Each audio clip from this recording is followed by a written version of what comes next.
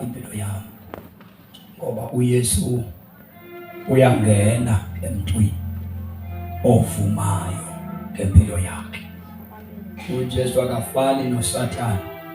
uSathane umbona sengaphakathi. uJesu uthi ndimi emnyango, ndiyaqonqoza ukuba ubani uthe waluvula olwakhe uchago. uthi ke uJesu ndiyangena ndidle nalo mntu onjalo. Mawusindisiwe ke umamkela uJesu, indlela yokusindiswa ilula kakhulu ngaphezu kwempilo yokuhamba icawe. Akho nto inzima njengokuhamba icawe, kodwa ukusindiswa kulula kakhulu. Kangoba kulula ukusindiswa, kufuna nje uvume. Uthi xa uthe uyasindiswa ube uzinikele wonke ekusindisweni. Amen. Kodwa awuyiva lento abantu bathi kunzima. Into enzima kwisalvation ukubeka unyawo olunye ngaphakathi, olunye lube ngaphandle. Uyabona umuntu okhali uphila impilo ezimbili zinzima kakhulu. Amen. Amen. Fana umuntu ofana othi seyithathile afuna ukuphinda abe ngumfana ngathile, uzamtsinyela, izamxaka le mfazi impilo emxake nale yaphandle. Kanti kuvele wathatha unyawo lwalunye wasidibanisa wangena ngazo mshwa kumanda kusindiswa. Ake sithi zana ukusizwa umanda danimanya kakhulu kusindiswa. Ukusindiswa umande akuhlekisi, pholele kausindiswa. Njani izandla zethu. So mna ndathola ukusindiswa okumnandi bazalwane kakhulu. Ndingabe Soweto ngisuka ngapho le weekend ekhona.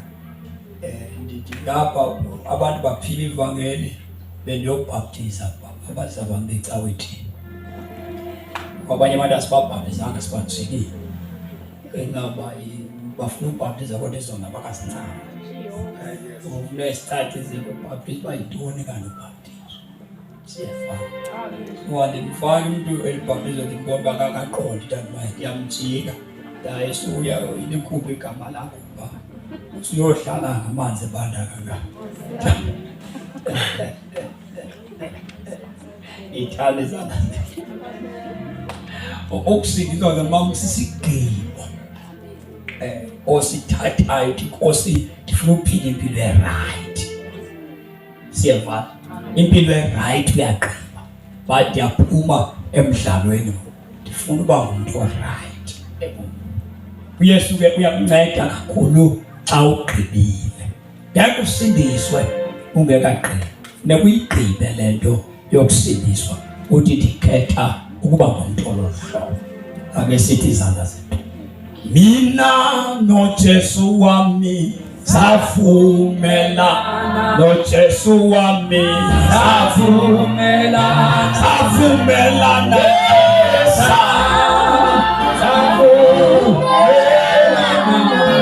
mina noJesu wami savumelana, noJesu wami savumelana.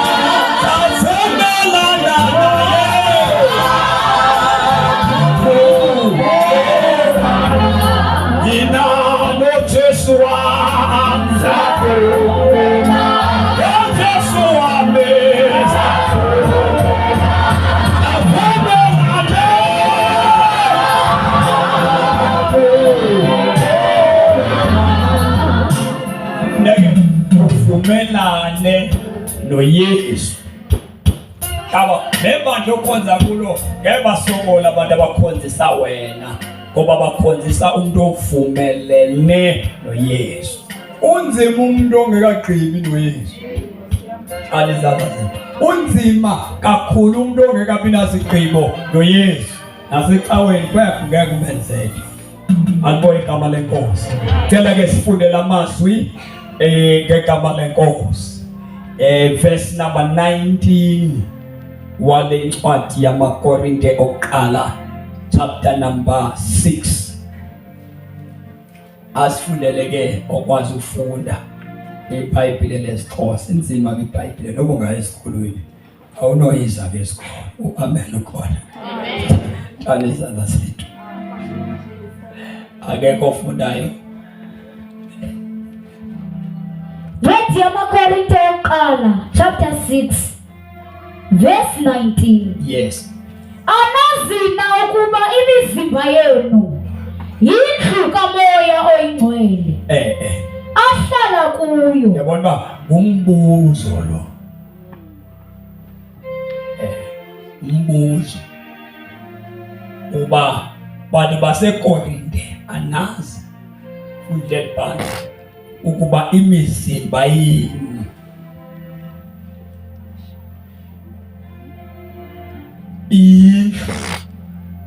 kawufuna verse number 12 ntoba apha kuwe isihloko naso apha kuwe dumisana uThixo ngemizimba yenu. uThixo udunyiswa ngantoni? Imizimba. Futhi isihloko sithini isihloko salethona? Dumisani uThixo ngemizimba yenu. Ngemizimba yenu. Nidumise bani? Ngemizimba yethu. Singeka mdumise uThixo ngokumculela imizimba lethu idumise bani? uThixo. Funda ku verse number 12 komfunde. Ubani unokuthi zonke izinto zivumelekile. uPawulos uqandi bakhe. Ubani usenokuthi kayithetha nani zonke izinto zenziwe njani? Zivumelekile.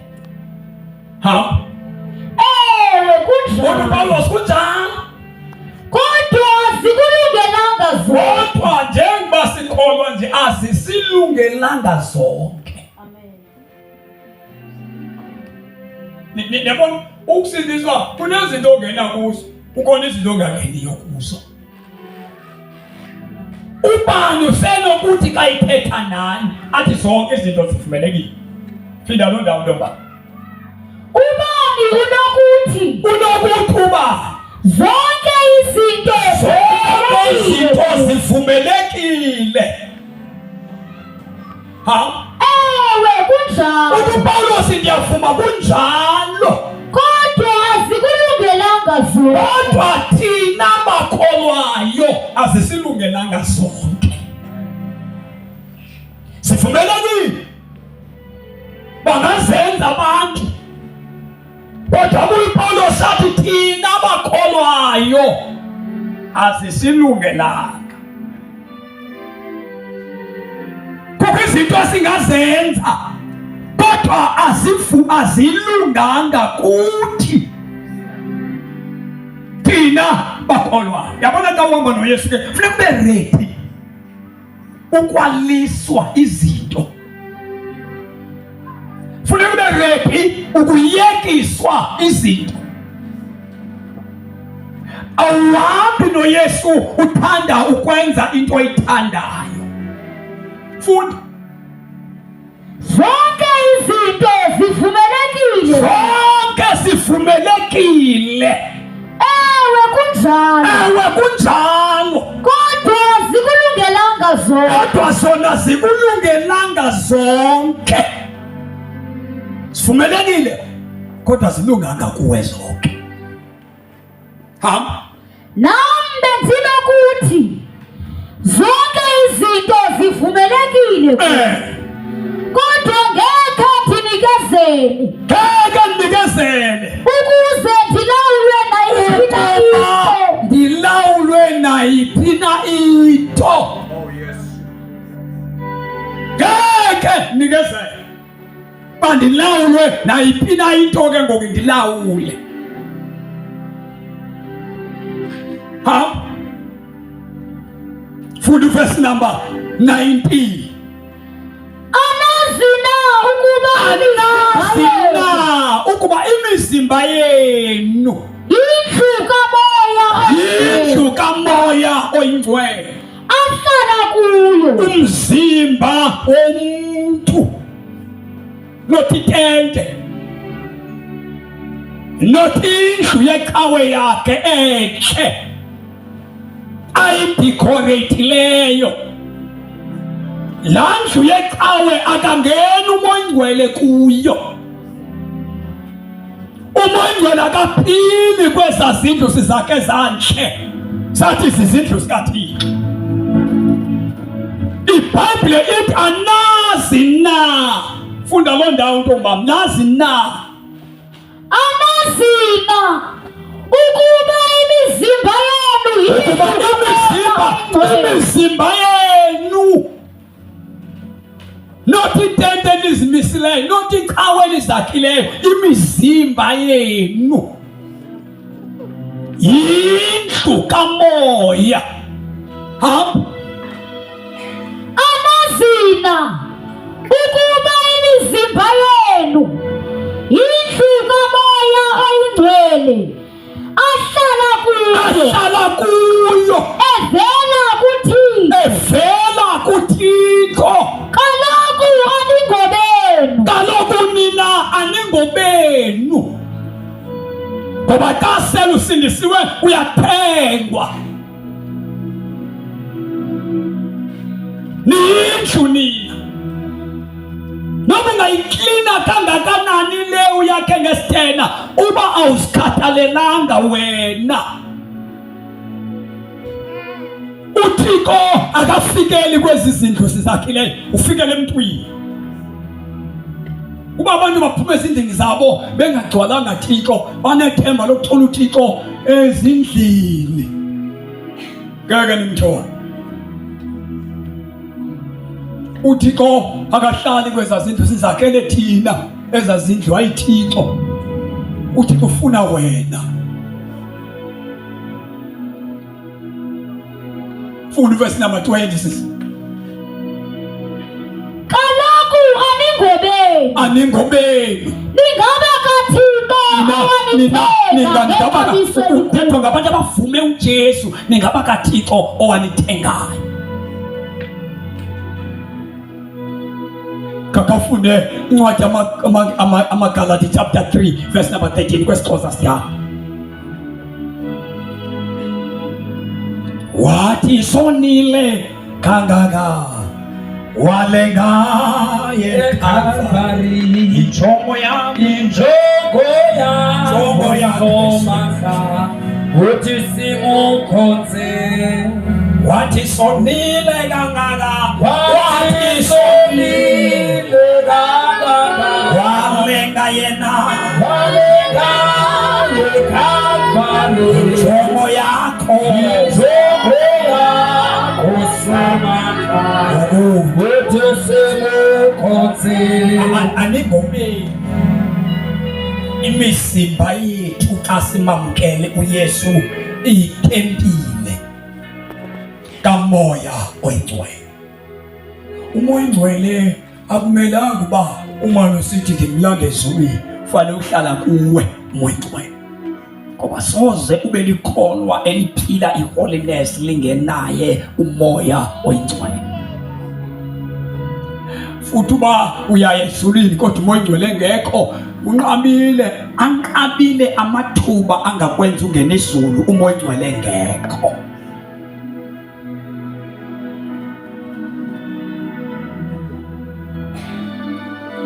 Wathi sonile kangaka walenga yeKalvari, injongo yakho somaka uthi simukhonze. Na wasithenga ukuba asikhulule ekufeni okusisono. Wasithenga. Na imizimba yethu simele ukumdumisa uThixo ngemizimba yethu. Funda verse number 13 kwesiXhosa siya. uKristu wasithenga. Sinalinda ithi uKristu wasithenga. Wasithenga Kristu. Yole iBhayibhile ethi aningobenu. Funeka uphume kuwe, ungabi ngowakho, so usibiza ngokukholwa. ngoba izinto ezithandwa nguwe sikuxabanisa noThixo. Sathengwa. Uyele kuncwadi yamaKorinte okuqala chapter 3 verse number 16. Sathengwa. So le mizimba esinayo yathengwa ukuba kube indawo apho umoya kaThixo ohlala kuyo. Hlala kuyo umoya kabani uhlala emzimbeni emntwini. So xa sewusindisiwe umzimba wakho awenzi nantoni na kuwo. Ugcine into yomuntu owayithengayo. Zininzi izinto ezenzekayo nezenziwa ngabantu. Sivumelekile into abasikazenza kodwa zisilungelanga. Masewukholwa lahlela impilo yakho kuJesu. Paulos ufika kubandala seRoma, nikelani imizimba yenu. Ibelithi akaniyeki imali, akaniyeki izinto ezinibaleka ngazo, nikeni iqale ngemizimba yenu. Sawukathi xa unikela ngemali yakho ungekuyikhalela. Because umnikelo uyamsebenzela umuntu oqale wanikela ngaye. Kakusokole unikele. Yakuhlupheka. Yeke ulambathe unikele. Umuntu onikelayo akahlupheki. Vuleleka imali yavuleleka. Kodwa xa unikela ungazinikelanga wena qha. Soze ungasokoli. Ngoba ngoso unikela uyayilanda imali yakho. Because kunikela umuntu ongekhoyo pha kuThixo. Kunikela wena ukho pha usakhona imali yakho. Before unikele funeke kube nguwe onikela ngawe kuThixo. Uyilandelise imali yakho seyipha sowupha wena. Yo. My God. Soqala ngokunikela ungekazinikeli wena. Ngoba uzawusola inkonzo uthi kubiza imali kakhulu. Na unikela sozuhlupheka tu soze uyenyuka. Soze. Ona kwa ikhaya zange kube cause graduate. Kodwa ndathatha usobo sozuhlupheke sozulambe nabantu abakho sozubalamba. Unikela. Into mangaliba unikele kodwa ungaboni into awukanikeli ngawe. Akukali imali nankomo yakho nagusha yakho uqala wena. Kufuneka wena ube ngumnikelo qha. Uzokhonza uThixo ngezinto nazo ngoba sawuphaya wena. Ndafuneka uqale ngawe. Sukhokhisa izinto uthi kufuna wena. Yona ndoda utafike bethetha athi ndingambuyisela nantoni uThixo ngokubela ndenzele yona. Because sele uDavide ezinikele. Now uDavide njengoba sinikele nje ukuThixo nenhliziyo yakhe nobutshemi bakhe bubona bungcono kuyityela kuThixo. Oh yes. You never sokole. Dale sana. Ngeke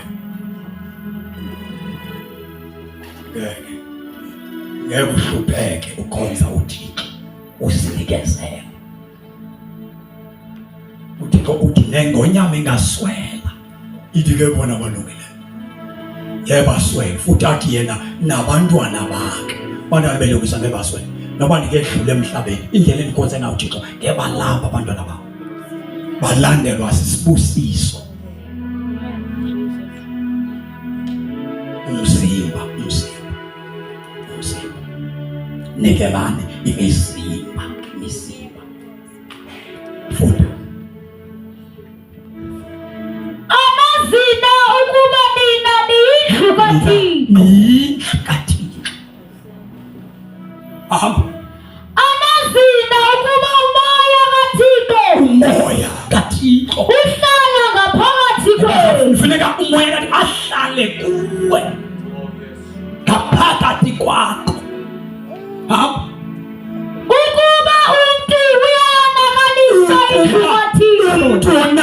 wonakalisa lo mzimba wakhe. Lo mzimba wonakalise. Futhi uThixo uyakubonakalisa. uThixo uzobonakalisela umzimba wakho. Funda tutheke. Anazi na ukuba be very careful emzimbeni wakho. Benze khawuthi yabaphathisa ba. Kukofika esithi wajoyina isatanism. Unamathathu ke awenziweyo athakasa wafuna kasibaba kathi. Ngoba yazi uSathane uyadlala ngomuntu. Angaze akubhala umzimba lo. Ubhala uzibhale xa ungena Thixo. Akenelizanga. Iyakhala la Nkosi. Ihluphekela uba yajoyina isatanism.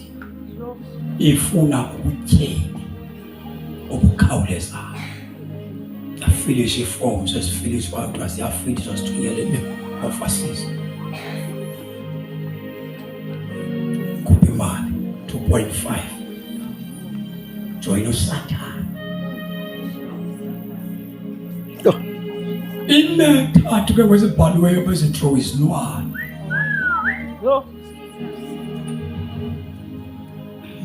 Ithi ifuna ukwehlukana nale into jonga ukwamkela kwakho uYesu uzawusheka ulithathu le ikhona ngoba uyazi ezinye izinto zenza emzimbeni wakho uyawuzisola mhla wanyaniseka phambi kuThixo ukuthi ndandizenza kulo msebenzi.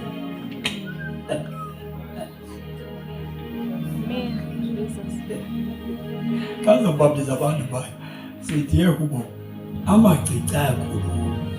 Yabona mos umuntu kayingcwatywa nizendiqaphele mhlawumbe bezoqaphele oba ufaka amacici isidumbu asifakwa eBhayibhokisini amacici yakhuluma neringi siyayishila ubuntu ezinye legolide amazinye egolide akhunjwa xa ububini awuncedwa ngabasaphila sinikise ngawo kwabaphilayo. Ngowe ndilifunza imanyana xa uzobhaptizwa ubhaptizwa ngumfuziselo ubuncwadi. Amacici wakhululeni ke badala Nkosi. Sifuna ukubhaptiza nina. Eligama lithi repentance lihambiselana ne-restoration. Ewe kaloku. So eligama lithi restore ubuyiselwa emva kwimeko owawudalwe kuyo. So which means uba ngaba ungumuntu oguqukileyo uyarestore funeka ubuyiselwe. So akwenzeki uguquke ke ngoku kube khona izinto ongazange udalwe nazo ophila nazo emzimbeni wakho xa ufumene repentance. Ubuyiselwa kwi-original yakho. So xa sikubhaptiza lokho sithi asikubhaptizi nezinto ongazange udalwe nazo uThixo. Ungazi ke uthi xa uvuka phaya ebhaptizweni ekufeni mhlawumbe isidumbu mhla zavuka emathuneni esasingcwaba amacici ziwasile ziwakhangele ziwabuze xa kubuya inkosi bapha amacici abe nalibhubhe liwanxiba.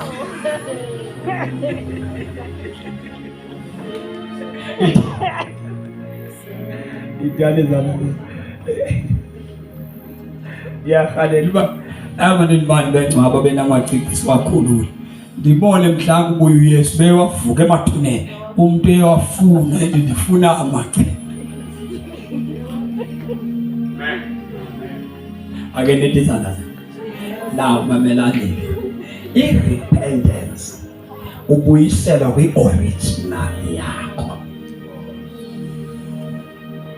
Na uma ke uJesu esithi imizimba yenu itempile yokuhlala umoya onjani oyingcwele. Ibe sesithi le verse ufuna verse number 16 anazi na ukuba nina niyindlu kaThixo. Ukuthi eli bandla laseKorinte babesithi xa bethetha akho nto ifuna mzimba, into ingaphakathi. So lo hlobo labazalwane baseKorinte, lolu hlobo lalungasikhathalelanga emizimbeni yalo. Na uPaul ufaka i-revival, anazi makholwa uthi imizimba le yenu itempile kaMncwe. Futhi anazi na ukuba nina niyindlu kaThixo. Anazi na ukuba umoya kaThixo andiyaza phakathi kwenu. Into umoya kaThixo uhlala phakathi kwenu.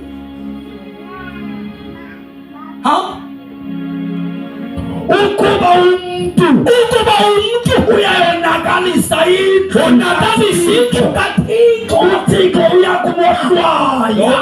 Lo muntu uzokohlwaywa uThixo, kuba indlu kaThixo ingcwele. Kuba kaloku indlu kaThixo le ingcwele. Yabona phaa kwam xa sawuthandaza iya kuyisaya xa sawuthandaza phaa kwam abantwana xa benokuthatha udaka ndipende umzi wam ndibabone besithi aphendle bengcolisa lanje. Ngeke ndibuze kuthatha uswazi ndibetha abantwana abonakalisa indlu yabo.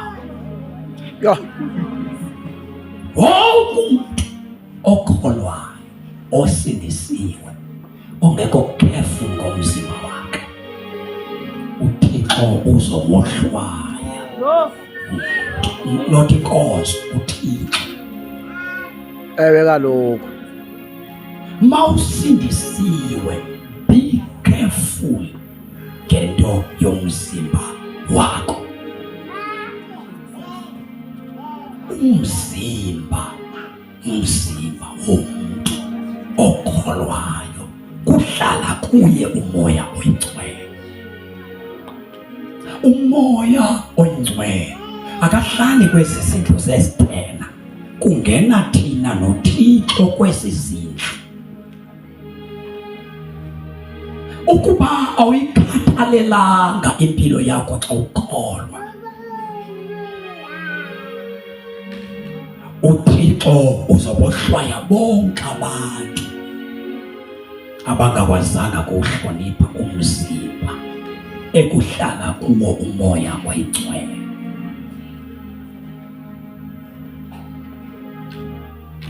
Verse number 14, chapter 57. Okholwayo windodana onokuphila okuphakathi. Okholwayo windodana onokuphila okuphakathi.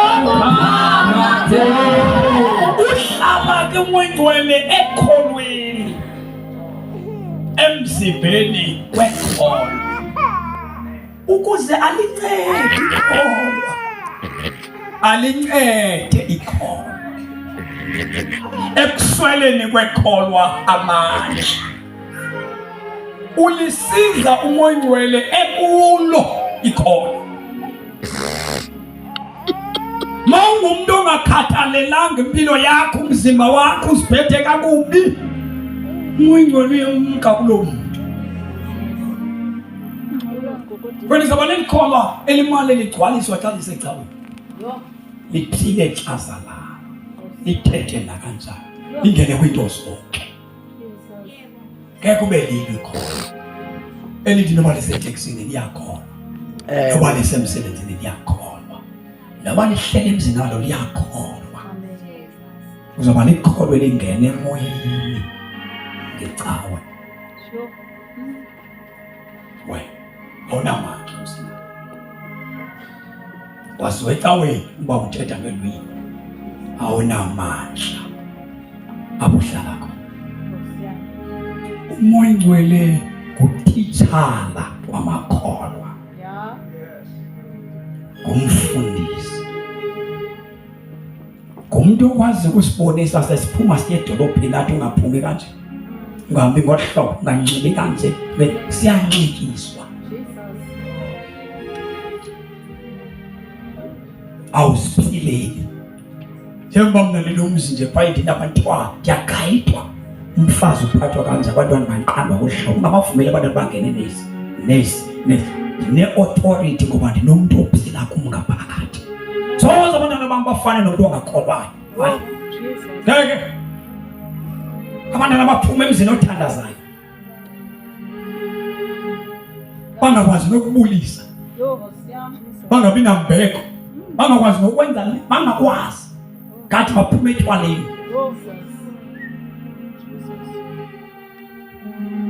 Abantwana bekholwa bayehluka. Sebebulisa molweni tata, molweni mama. Batrained.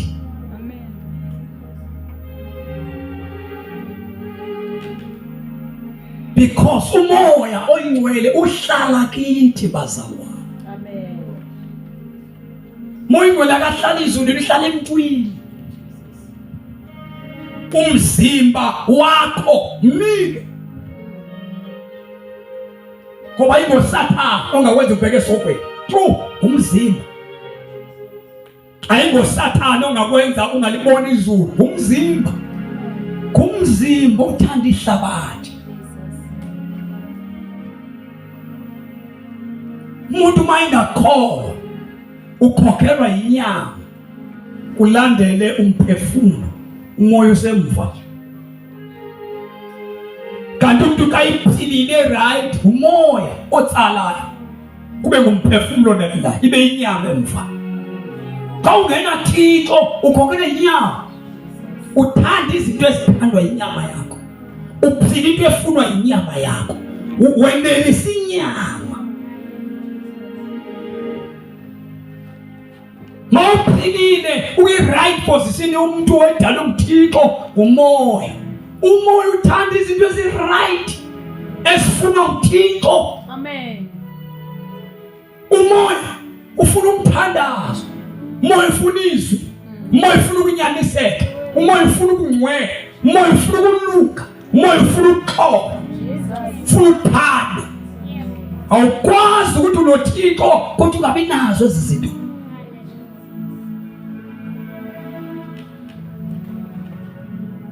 Umzimba nothi ingqondo nje, nothi umoya. Umzimba uyitempile.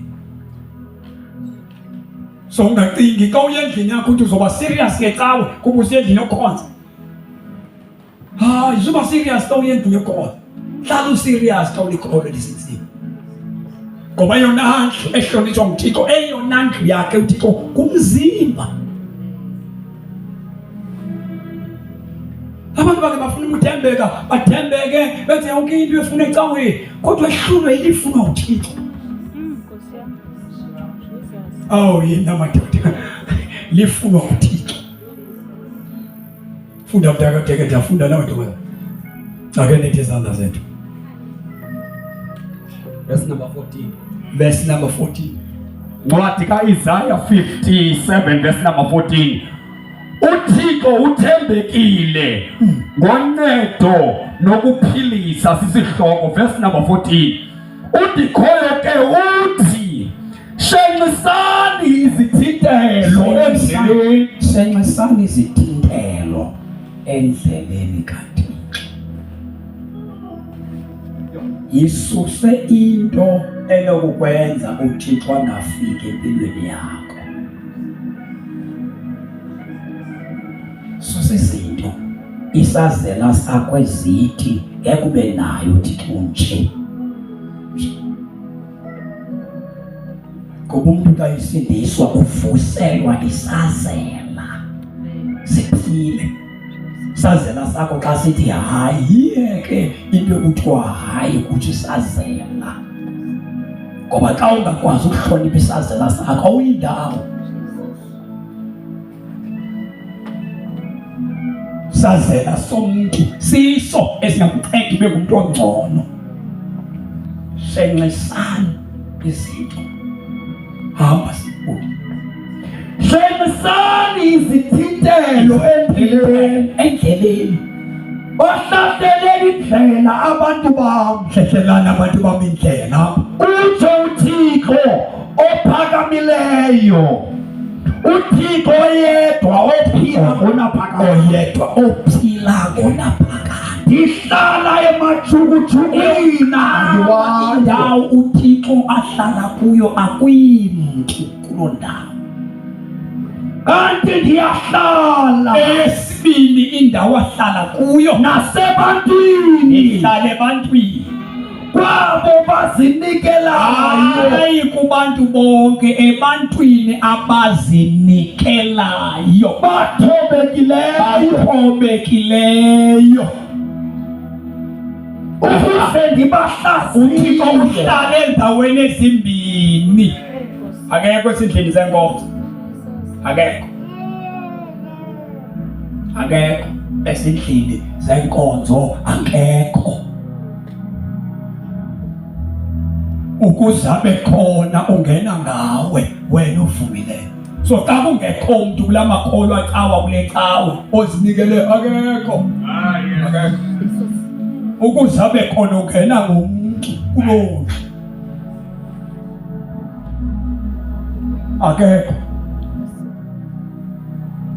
phinda lendawo futhi na uhlale endawo uqala akuyimntu ndihlale emajukujukwini angayiwayo kanti ndiyahlala kanti ke nasebantwini ndiyahlala kwabo bazintonjeyo khetha ndihlali noba kubani bathobekileyo ndihlala kwabazinikelayo bakona abantu abavume uJesu bamvumile uJesu kodwa bekho committed kuye bamvumile uJesu bammemeza uJesu lapha bekhwaza kodwa abaphelelanga pha kuye Dathi basindisiwe bakhonza bayafundenza yonke into but they are not full time full committed kuye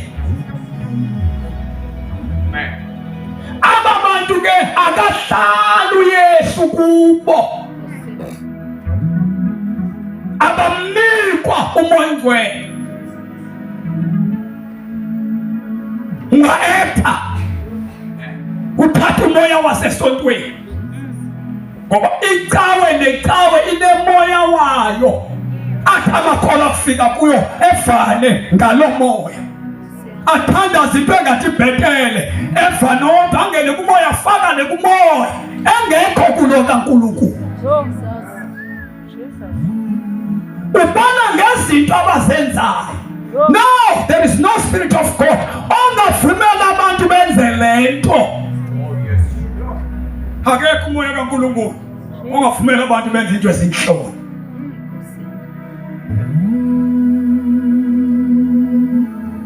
now spirit sikaNkulunkulu kasifikile senza woyika uThixo uhlonipha abantu ube nekhala khona intelo nomntana othi uba nenhloni so uhamba nomuntu edolophini uhlobene naye thina sinasanda kusenza imbaleko usisi wami endizalwa naye imbaleko edolobheni ndinenhloni zabazalwane usisi afika ndigomela ndivuye enhloni ngathi ngathi abantu bawuthi wagonyelwa kangaka umfoka xa utheni namhlanje ukwazi ukuexplain unenhloni zevangeli because uyoyika xa uthwele uThixo Amen Jesus akekho umuntu osindisiwe mama othwala uThixo athi sa ngenganento seyikhona kule mihla yini mawuthwele uThixo uyoyika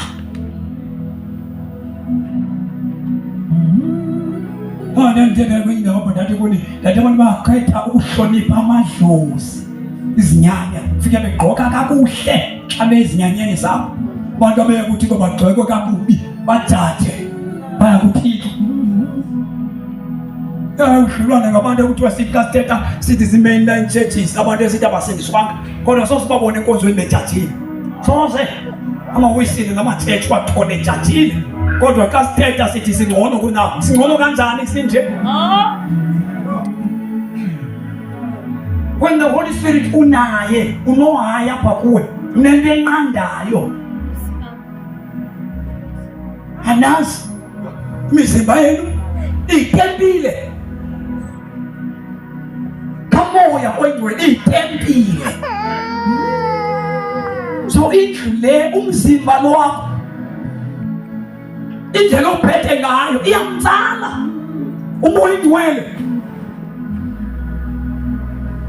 Ikholwa elisurvivayo yeliphila naye umoya oyingcwele. Nikanani imizimba yenu belidine lingcwele, likholekileyo kuThixo, uthi umbhalikeleyo inkonzo yasengqondweni. Hey, ningamilisi okweliphakade. Yibani kumila kumbi. This problem ekhona namhlanje yayikhona ngoPaul, because uPaulos ukhalimela into ayibonayo yabazalwana abaziphethe kakubi ngemizimba yabo. uPaulos anazi uyabakhumbuza into yoba sanukwenza le nto ngemizimba yenu. Aniyazi uhlale emzimbeni umoya wenu. Kusibandla laseKorinto, akusibandla laseRoma. Athi bazalwane, nikelani imizimba yenu. Nisokolisa imizimba nini? Nikelani imizimba yenu ukuze namalungu omzimba akhonze uKristu. Uphila kamandi emhlabeni. Uphila kamandi emhlabeni xa uke wathatha umzimba wathi Nkosi nakho uyandehlula. Uthanda izinto ezingafunwa nguwe. Ncede nakho umzimba wami. Jonto yenza uphila igospel usoyika uThixo. Ivangeli kaKristu inamandla ngoba iphilwa ngeholiness. Ivangeli kaJesu inamandla ukuba ivangeli etshintsha isimilo somuntu. Alikho ivangeli kaJesu othi sawulifumene kodwa ikharacter yakho ibembi. Hlala kwindawo engayibawo. Ngiyahlala emthini. Hlala emthini. Hlala emthini. Chapter 1, Luke, verse number 36. Uhlala kimi, ngihlale kuyena, kuyena owenza umsebenzi ozinikela, aphathwe nguye, uyamqobela isithanya, uhlala kimi, ngihlale kuye,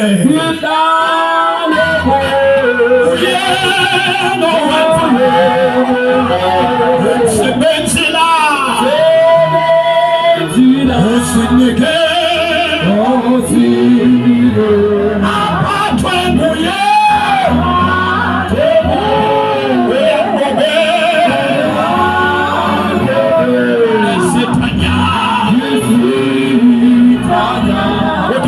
kwenye na uthi ndisuka ndiwuqobe ndiwuphathe gadalala umzimba, ndingathi sendibashumayizile abantu kodwa ndibe ngumlahlelwa phandle.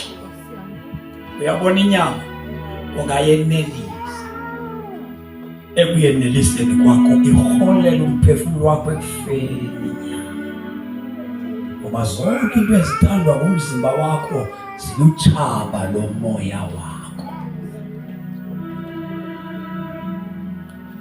Ma ukholwa kuKristu, qala ngomzimba unike, qala ngesiko sakho usinike. Funda sithandazo. Chapter 1, Luke, verse 36. Uyabona naye uElizabethi ozalana nawe ukhawule unyana ebudaleni bakhe, le inyanga yesithandazo. isithunywa sikaThixo samlinda. Maria uzamnitha uzamnyama umthi igama loba uKristu Yesu igama lakhe.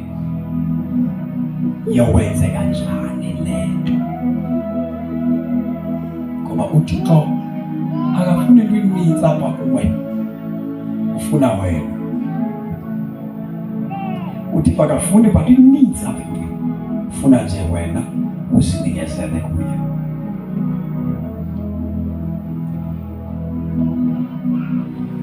Uthi-ke isithunywa seNkosi umoya oyingcwele uyawehla phezu kwakho, ithi le nto oyithweleyo ibe ngcwele. Verse 37 qhubeka nayo le verse. Le yinyanga yesithandathu kuye yena lowo bekusithiwa lidlolo. Kaloku akukho nanye into enokumnqabela uThixo. Ayikho into enokumnqabela uThixo. Ayikho into enokumnqabela uThixo. Verse 38. Wathi ke uMaria ndimlo mna Yenza intando yakho Nkosi.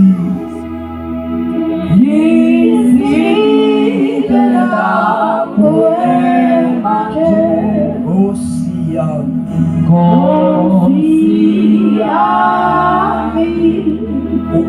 uThixo ufuna uvume ngawe. Wakuvuma nempilo yakho uThixo, uthulula umoya wakhe phezu kwakho. Umoya kaThixo usifundisa ukoyika uThixo. Umoya kaThixo ulwa nekakade lomntu. Bengcola nomzala abonisayo. Besiyothatha isabo besoyithatha ezawuthula lemoto. Nomzala ubuza ke uba sincedwe yintoni thina. Ndithi kulo mzalwane, mna ndiye ndimangala abantu abenqina besithi inzima isalvation. Mangala itheni izoba nzima, into engenziwanga nguwe awuzisindisa. So usindisiwe, unikwa into yokukunceda, umoya oyingcwele. Yintoni le enzima? Mina kule 31 years ndisindisiwe, andingeke ndithi kwakho kwanzima ukhonza uThixo. 2 awuzimanga ntamanyana khonza uThixo. Into enzima ndim liqhinga. Lo ngakwazi uzinikela ngokupheleleyo, ungabi nanyala. Into leyo ayinzima. 2 uma ufuna ukuthatha inkonzo umthandazo sikuhlala, kukho umuntu oncedisana nawe, thandaza. Kawuzinikeze, anditheni ngomuntu ozazamayo ozacingayo. Into enzima leyo abantu nokusindiswa nokwamkela uYesu okuyo ufuneka ecengiwe. Ndithetha ngomuntu ozibonile uba ndingumoni, ndidinga uThixo. Siyeva? Anditheni ngomuntu nojoyinayo orhalele ukusindiswa. Thetha ngomuntu mna osindisiweyo ngokwenzelwa inceba kuThixo. Le kusindiswa ayifani nokuhamba icawa madoda. Ecaweni nje ube ngumuntu obhadlileyo, funeka imali yakho ikhuphe, wazise uzazise. Kule into funeka wena umzimba wakho unike, unyaniseke xa uyenza, then uThixo akunika umoya oyingcwele okuhamba nawe. Nezinto ezehlela wena awethuswa zinto ezikwehlelayo, uyazinikwa usixela uba ijeni yakho ihamba. Awethuki xa uhamba noThixo talimanyana uhambe into nansi nesi statue salomama ulapho.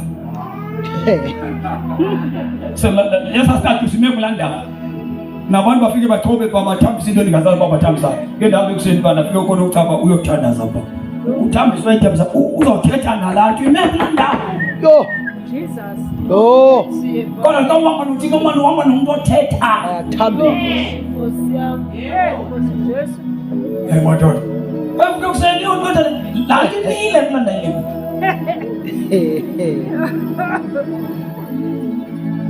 Saka uhamba noThixo ke uhamba nomuntu othetha nawe. Awuphakatheni. Akho nix engakulimaza uhamba noThixo. But umzimba ufuna uThixo. Ngoba uThixo akahlali madoda ezintweni nje, uhlala kuthi ngaphakathi. Sesinye sesonto esibaba sithi asithakathe ngoba xa uthakatha mna ufuna uthathe mna uthathe noThixo. Ngekwazi ukuseparate ongenwe nguThixo umenyule kuThixo. Mama noThixo wakhe. So ndike yamangala mna abantu abatinzima indaba okusiza ayinzima kwayo. Inyano ngenayo. Nyana so sibenzima into oyenzelwayo. Siyayenzelwa kaloku thina le. Asisingisi siyayenzelwa. Sesiyenzelwa incwadi yaMaroma chapter 8 ithi verse number 26 ithi umoya engcwele uncedisana nabantu ekusweleni kwabamandla. Kwi-problems abafeyisana nazo usuku nosuku. Namzimba umzimba unditsalela ehlabathini. Umzimba uthatyathwe apha ufuna into zala. Ukuze ndikwazi ukunqoba kufuneka ndiwunikele.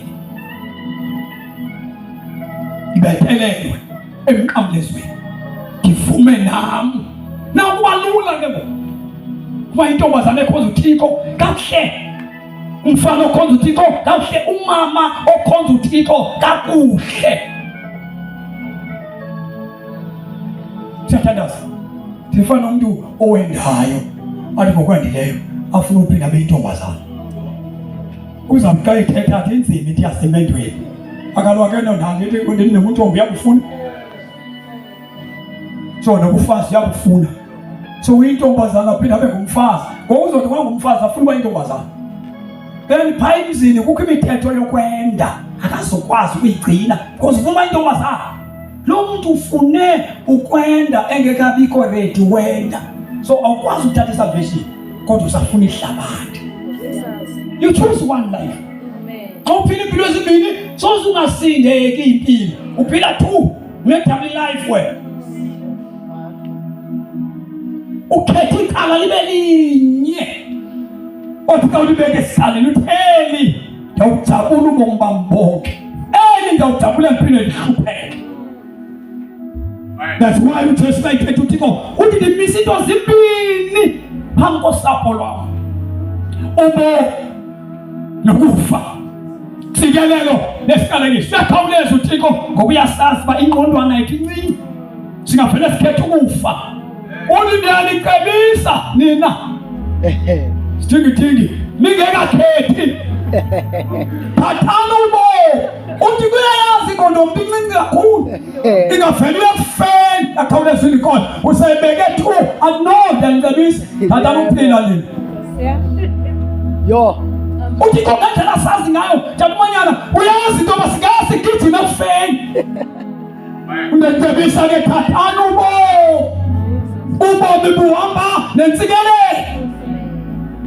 Awukwazi ukuphila ubomi obubili ube sesikalekisweni phinde ube sentsikelelweni. Ube sesikalekisweni phinde ufune nentsikelelo. Uthi umbhali khetha ibenye iphile. Nalapha kwisalvation thatha umzimba wakho unike uYesu. Then uThixo azokugalela kulo mzimba obuthakathaka, kulo mzimba othanda izono, kulo mzimba esiphile ngawo kakubi kulo mhlaba. Kodwa uThixo agalela umoya wakhe ukuze sikwazi ukwenza izinto ezilungele uThixo. Nikelana umzimba wakho. Wathi uMaria nango umkhonzazana verse number 38 standards. Wathi ke uMaria nango umkhonzazana wenkosi. Umkhonzazana wenkosi. Makwenzeke kum ngokwelizwi lakho. Makwenzeke kum ngokwelizwi lakho. Uyavuma. Amagqirha adaxelelwe. Exelelwe uba makavume ukufa. Nantoni na engakusebenzela ebomini bakho uyayivumela uba mayikusebenzele. umzimba wakho uhlupha kangangokuba sukoyika Sathane, yoyika wena. Masa usindisiwe awusokoliswa ngamadimoni, kusokoliswa nguwe qha. Once uvume nobomi bakho uthi Jesu, lo mzimba ndiyakunika, uzawuba ne-freedom ekukhonzeni uThixo. Kodwa xa usenedawuti ezininzi, umnike uphinde uthathe, umnike uphinde uthathe, usazawusupheka. Kuzawuba ngathi uThixo akasebenzi, kanti uyasebenza. Nguwe ngelanyanga. Cela sina ngenyawo.